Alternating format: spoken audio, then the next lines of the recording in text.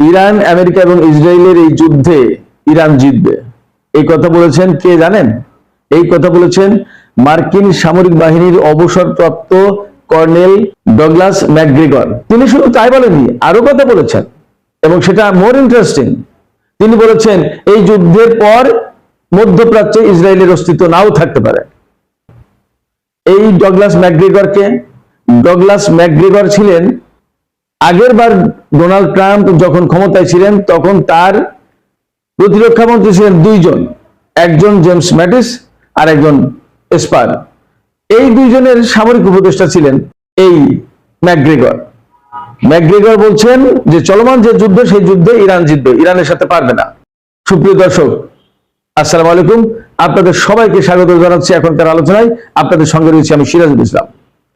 দর্শক, আমি বহুদিন থেকে বলে আসছি যে এই যুদ্ধ হবে চূড়ান্ত যুদ্ধ।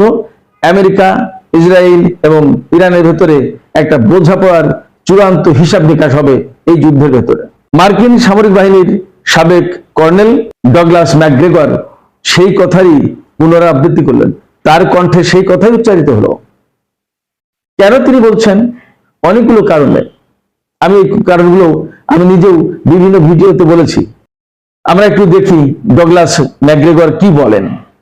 তিনি একটা সাক্ষাৎকারে, গণমাধ্যমের সাথে সাক্ষাৎকারে তিনি বলেছেন যে আমেরিকা এবং ইসরায়েলের সাথে ইরানের যে যুদ্ধ চলছে, এই যুদ্ধের চূড়ান্ত পর্যায়ে ইরান জিতে যেতে পারে, ইরান জিতবে। উনি বলছেন ইরান উইল উইন, ইরান জিতবে। কেন? অনেকগুলো কারণ বলেছেন। তার ভিতরে একটা কারণ হচ্ছে যে এই যে মধ্যপ্রাচ্যে ইরানের অবস্থান, এটা খুবই কৌশলগত একটা অবস্থান। এক। দুই হচ্ছে এটা প্রচন্ড রকম পাহাড় ঘেরে একটা দেশ। দুই। তিন হচ্ছে ইরানের যে বিরাট আয়তন, বিরাট এরিয়া জুড়ে যে ইরান, এর অর্ধেকটা প্রায় দুই মরুভূমি কভার করেছে, দাস্তে লুত এবং দাস্তে কাবির। লুত মরুভূমি এবং কাবির মরুভূমি, এই যে দুই মরুভূমি, সেখানে কোনো লোক নেই, জন নেই, কোনো কিছুর বসবাস নেই, শুধু খাকা করে যাওয়া মরুভূমি, একদম নিরান মরুভূমি, লোক নেই, জন নেই। তেহরান থেকে যদি মাসাতে কেউ যেতে চায় তাহলে এই দাস্তে কাবির এবং দাস্তে লুতের ওই দিক দিয়ে যেতে হয়। আমি একবার গিয়েছিলাম, শত শত কিলোমিটার আপনি যাবেন, কোথাও কোনো মানুষ নেই। এই দাস্তে লুত এবং দাস্তে কাবিরে ইরানের যত সামরিক পরীক্ষা নিরীক্ষা সব এখানে হয়। এক। দুই হচ্ছে এই দাস্তে লুত এবং দাস্তে কাবিরে প্রচুর পরিমাণে বিচ্ছিন্ন এলাকা, তো একদম জনবসতি নেই বললেই চলে। এখানে প্রচুর পরিমাণে সামরিক বাহিনীর স্থাপনা, শত শত হাজার হাজার ক্ষেপণাস্ত্র, ড্রোন মোতায়েন করা আছে। ওই যে ক্ষেপণাস্ত্র সিটি টিটি দেখেন, আমার মনে হয় যে এই সমস্ত জায়গায় আছে। মাঝে মাঝে গল্প আছে, আজকেও দেখলাম সময় টেলিভিশন বলছে বাংলাদেশের যে ইরানে আবার ভূমিকম্প, এটা কি পরমাণু পরীক্ষার কোনো আলামত কিনা? যে সমস্ত এই ভূমিকম্পগুলো হয় এই এই জায়গায় বেশি বেশি, এক সপ্তাহে 99 বার পর্যন্ত ভূমিকম্প হয়েছে এই সমস্ত এরিয়াতে। তো যাই হোক, তো এই যে বিরাট মরুভূমি, এই মরুভূমির কোথায় কি আছে, পাহাড়, পর্বত, উপত্যকা, টিলা, এই সমস্ত সবকিছু জানে ইরানিরা। আমেরিকাটা কিছু জানে না। এর পাহাড় পর্বত কোথায়, কোন জায়গায়, সমস্ত সবকিছু ইরানের নখের উপরে। মার্কিন সেনারা কিছু জানে না। ফলে ইরানের বিরুদ্ধে যদি যুদ্ধ জিততে হয় তাহলে তাদেরকে স্থল অভিযান করতে হবে। স্থল অভিযান করতে গেলে, স্থল অভিযান চালাতে গেলে আমেরিকা প্রচন্ড রকমের ফাঁদে পড়বে, তাদের আর বাঁচার উপায় থাকবে না। ইরান ভীষণভাবে গেরিলা যুদ্ধে এক্সপার্ট, কারণ সিরিয়াতে যুদ্ধ করতে হয়েছে, ইরাকে করতে হয়েছে। ইরান ইরাক যুদ্ধ যেটা 8 বছর চলেছিল তখন তো করতে হয়েছেই। ফলে ইরান গেরিলা যুদ্ধে খুবই এক্সপার্ট। এরপরে এই যে কাস্পিয়ান সাগর এবং পারস্য উপসাগর, কাস্পিয়ান সাগর ইরানের উত্তর পশ্চিম কোনায়, তেহরান থেকে উত্তরে, আর কাস্পিয়ান সাগর হচ্ছে একেবারে পুরো পুরো ইরানের দক্ষিণটা জুড়ে। ইরান যেখান থেকে শুরু যেখানে শেষ, পুরো ইরান একদম পুরো সাগর এখানে, অর্থাৎ ইরানের দক্ষিণ যে পাড়, দক্ষিণ পাশ পুরোটা পারস্য উপসাগরের সাথে মিশে। এই যে গুরুত্বপূর্ণ অবস্থান, এই সাগর দিয়ে সে চট করে যেখানে সেখানে যেতে পারছে। যদি ইচ্ছা করে সে হরমুজ প্রণালী বন্ধ করে দিতে পারে, হরমুজ প্রণালী তার নিজের আওতায়। এবং হরমুজ প্রণালী হচ্ছে হরমুজগান প্রদেশের কাছে। হরমুজগান নামে একটা প্রদেশের নাম আছে, হরমুজগান প্রদেশ ইরানের একেবারে পাকিস্তান সীমান্ত থেকে একটু পশ্চিমে। পাকিস্তান সীমান্ত সম্ভবত এই হরমুজগান প্রদেশের সাথে। বন্দর আব্বাস এই হরমুজগান প্রদেশে, এবং হরমুজ প্রণালী যেটা এই হরমুজগান প্রদেশে, অর্থাৎ হরমুজগানের উপকূল থেকে নামলেই আপনার হরমুজ প্রণালী। এই হরমুজ প্রণালী ইরানের কন্ট্রোলে। তো এই যে কৌশলগত একটা অবস্থান, ভূ কৌশলগত যে অবস্থান, এটা খুব ইম্পর্ট্যান্ট। পাশাপাশি সে যদি চায়, পাকিস্তানের সাথে আফগানিস্তানের সাথে সীমান্ত রয়েছে, সে যদি চায় চীন থেকে পাকিস্তান এবং আফগানিস্তানের ভেতর দিয়ে সামরিক রসদ নিতে পারবে, কোনো সমস্যা নেই, এবং দিচ্ছেও, চীন দিচ্ছেও। আবার রাশিয়া থেকে যদি কোনো সাপ্লাই প্রয়োজন হয় অস্ত্র সামরিক সরঞ্জামের, কাস্পিয়ান সাগর দিয়ে চলে যাবে, কোনো আকাশপথ ব্যবহার করলে কেউ জানবেও না। কাস্পিয়ান সাগরের উত্তর পাশে রাশিয়া, দক্ষিণ পাশে তেহরান। ফলে তেহরানের নিজস্ব উৎপাদন, সামরিক উৎপাদন যদি বন্ধ হয়ে যায়, তাহলে সে চীন এবং রাশিয়ার কাছ থেকে সামরিক সরঞ্জামের সাপ্লাই নিতে পারবে। এটা কিন্তু আমেরিকা পারবে না। আমেরিকাকে সেই 713 নদী পার হয়ে আসতে হবে 10,000-12,000 কিলোমিটার দূরে। যদি বিমানেও আনতে হয় তাও সময় লাগবে, এবং সেটা নিরাপদ না। যদি ইরানের রাডারে ধরা পড়ে ইরান ক্ষেপণাস্ত্র মেরে ভূপাতিত করলে সে বিমান কিন্তু ধ্বংস হয়ে যেতে পারবে। আর জাহাজে আনতে গেলে অনেক দিন সময় লাগবে, 20-25 দিন সময় লাগবে।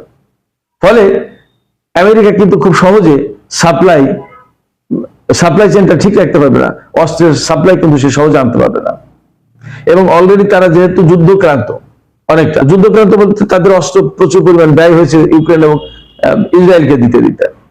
আর ইসরায়েলের সেনারা বেসিক্যালি যুদ্ধক্রান্ত, বহুদিন ধরে যুদ্ধ করছে। এই সমস্ত মানুষগুলো এতটা যুদ্ধ করতে চায় না, তারা একটু আরাম চায় জীবনে। ইসরায়েলে যারা গেছে তারা আরাম চায়। এই যে জেরাল্ড আর ফোর্ড, এই জেরাল্ড আর ফোর্ডে যারা কাজ করে, যারা সেনা বাহিনীর লোকজন যারা আছে, নৌবাহিনীর লোকজন, তাদের 6 মাস পর পর 2 মাসের জন্য দেশে যেতে দেওয়ার কথা।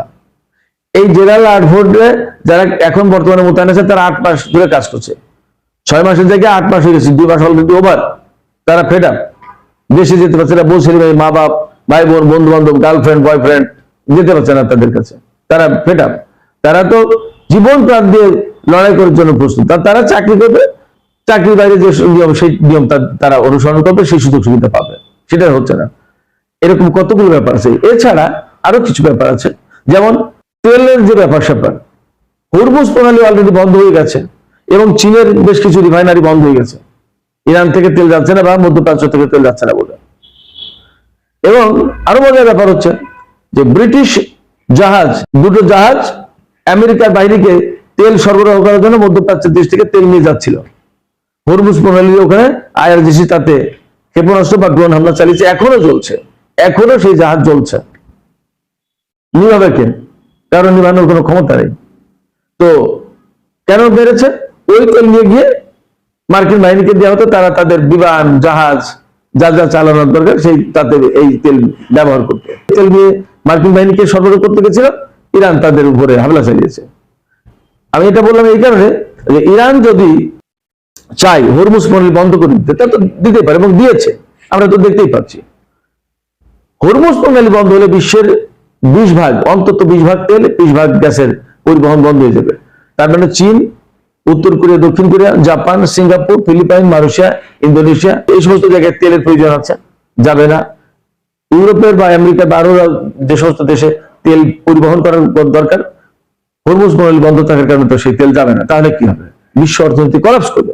অলরেডি তেলের দাম $80 উপরে চলে গেছে, ব্যারেল প্রতি $10 বেড়ে গেছে। আগে $70 ছিল, এখন $80 উপরে।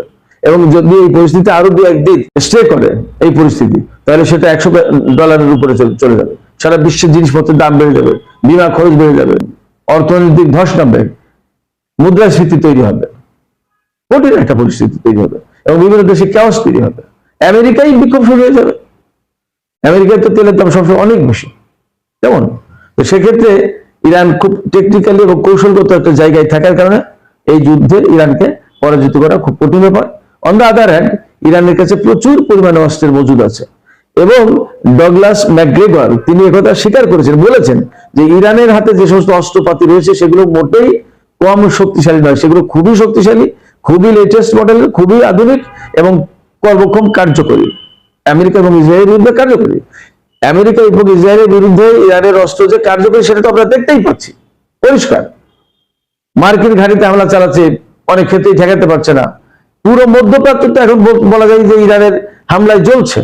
ইসরায়েলে কি ভয়াবহ পরিমাণে হামলা চালিয়েছে, ঠেকাতে পারছে না। এবং অনেক দেশের কাছে ইন্টারসেপ্টর নেই।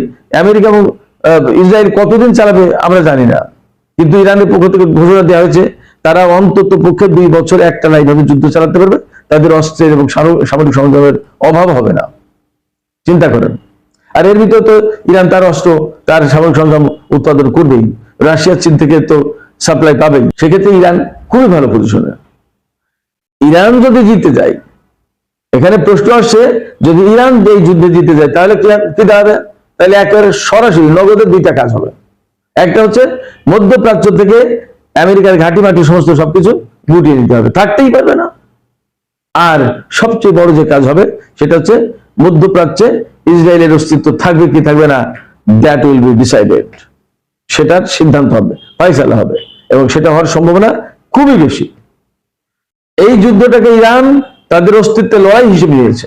যে যুদ্ধটাকে কোনো জাতি অস্তিত্বের লড়াই হিসেবে নেয়, সেই জাতিকে হারানো কিন্তু খুব কঠিন ব্যাপার। কেমন? ফলে মোটামুটি ভাবে আমরা এই কনক্লুশনে আসতে পারি যে যা পরিস্থিতি ঘটতে যাচ্ছে তাতে ইরানের বিজয় মোটামুটি ভাবে অনেকটা সহজ হবে, বিজয় ইরানেরই হবে। অন্তত ডগলাস ম্যাকগ্রেগরের বক্তব্য অনুসারে আমিও তেমনটি বলে আসছি। আর ইসরায়েলের অস্তিত্ব থাকবে কিনা তা নিয়ে যথেষ্ট সন্দেহ রয়েছে। যদি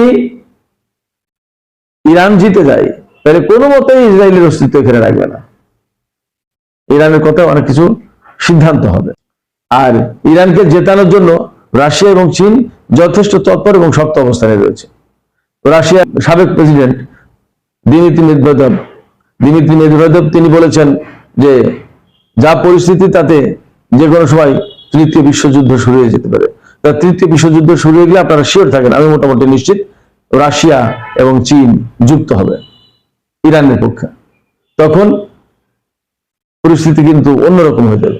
যদি তৃতীয় বিশ্বযুদ্ধ না শুরু করতে চাই তাহলে সম্ভবত আমেরিকা এবং ইসরায়েলকে পরাজয় মেনে নিতে হবে।